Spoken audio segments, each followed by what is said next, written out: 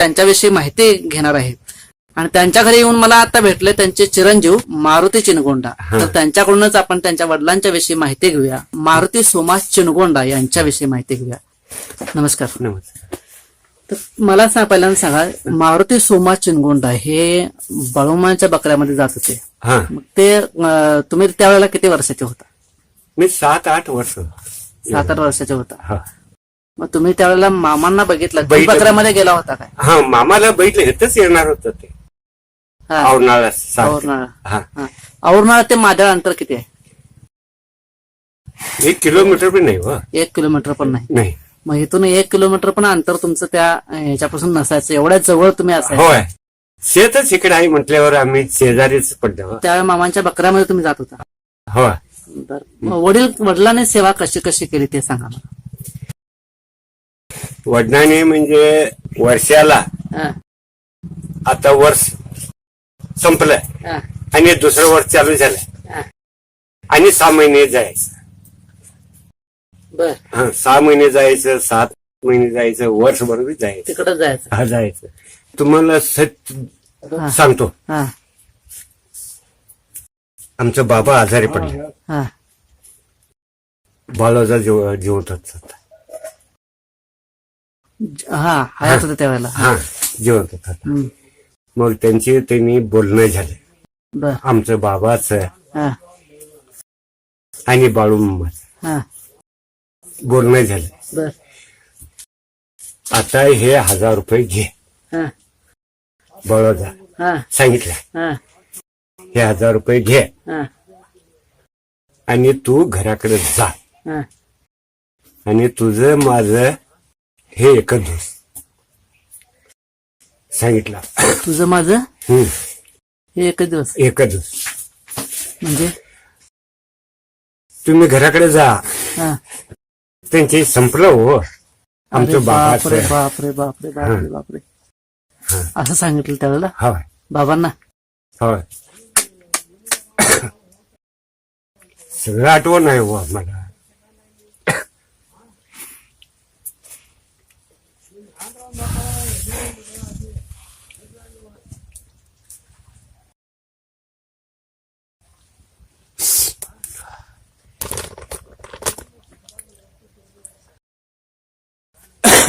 मग त्यानंतर बाबा मग भेटलेच नाहीत. भेटले की मग त्यानंतर बाबांची आणि मग सांगतो की.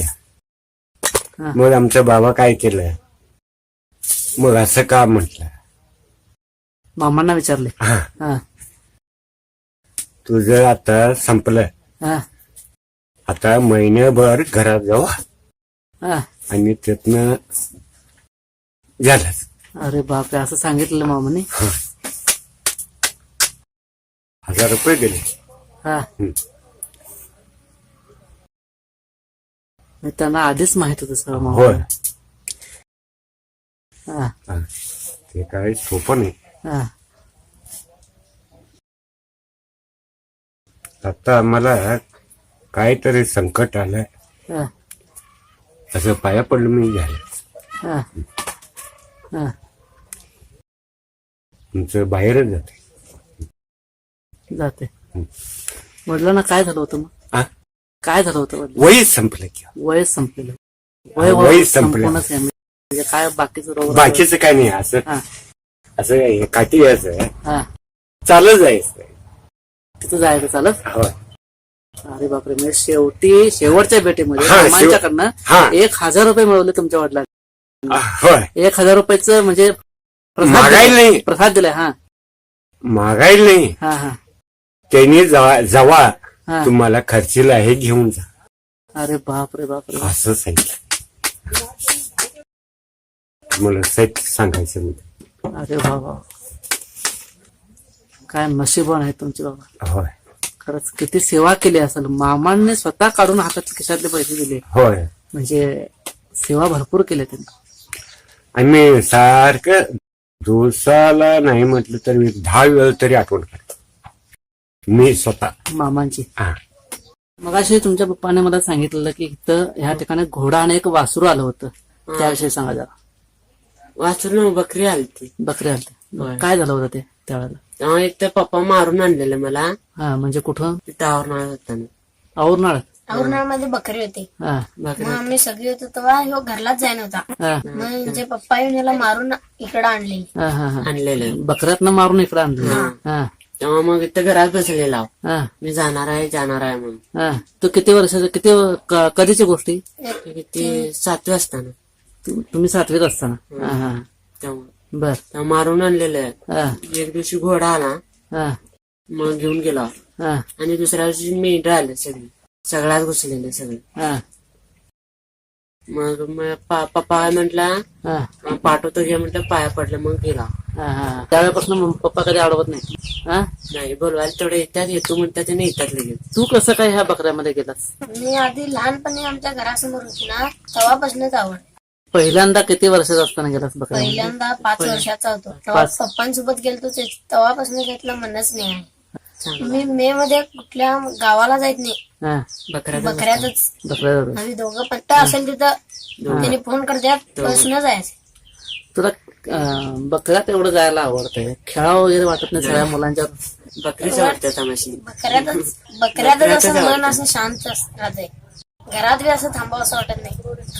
घरात थांबल्यावर एवढं शांत वाटत नाही, तेवढं बकऱ्याच्या. आम्हाला सगळी डब्बा बनवून येतात, आम्ही डब्बा बनवून नेत नाही. आम्हाला भूकच लागत नाही. तिथे गेल्यावर इथं जरा जेवलं नव्हतं झालं आमचं. कसं आहे माहिती आहे, आवडीचं काम असलं, तुम्हाला माझा सुद्धा अनुभव सांगतो, एखादं आवडीचं काम असलं ना त्यावेळी तहान भुकेचं काय कल्पनाच नसते. तहान भूक आठवणच राहत नाही तहान भुकेचे कधीच. आणि जर नावडीचं काम असलं, आपल्या आवडतं नसलं काम, तर आपल्याला मग त्या गोष्टी सगळ्या ज्या गोष्टी आहेत त्या आठवतात. खरं ज्या आवडीचं काम आहे त्या बरोबर आहे तुमचं, की भूक अजिबात लागत नाही तुम्हाला. मी लहान असताना घरात एक दिवस जाणार म्हणून सांगितलं की नाही, काय जाणार म्हणून संध्याकाळी जाणार म्हणून सांगायचं, ते तिकडेच. कपडे नसताना बी तसंच आंघोळ केली मी हा उसात. उसात करतो. तसंच घरात इथं हे सांगायचं नाही, तर कपडे नेलं की मग ह्यो लय दिवस येत नाही म्हणून सोडत नाही. आम्ही कपडेच नेत नाही, तसं तिथलेच आंघोळ घालतो करणार. आम्ही. बरोबर. म्हणजे लय दिवस नाहीत नाही म्हणून कपडे पण नेत नव्हतात. त्याच कपड्यावरच राहायचं. हा, हा, तिथं पूजा करायला, म्हणजे सकाळी 5ला आंघोळ करायला लागणार, हा. पूजा करायला 5ला उसात आम्ही आंघोळ बरोबर करायचं. 3ला उठणार पूजा करायला. पूजा बरोबर 3ला. हा, हा, 3ला झालं ना, 3ला ते पाणी तापवायचं, मामाशी आंघोळ करायचं, आम्ही करायचं, हा. पूजा करायचं. 6ला म्हणजे सगळं काम होणार. 5:30ला म्हणजे माझे टेप चालू, सगळी बकरी शिवा देणार.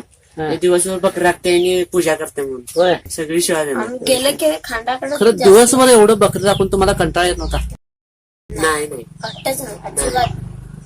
मग एवढे जागरण करून दुसऱ्या दिवशी थकवा येत नाही, उन्हात फिरायचं आणि परत? तोंड पुसून घ्या, काय नको करा. म्हटलं तर पण सांगायच्या आधी जाणार नाही. हा.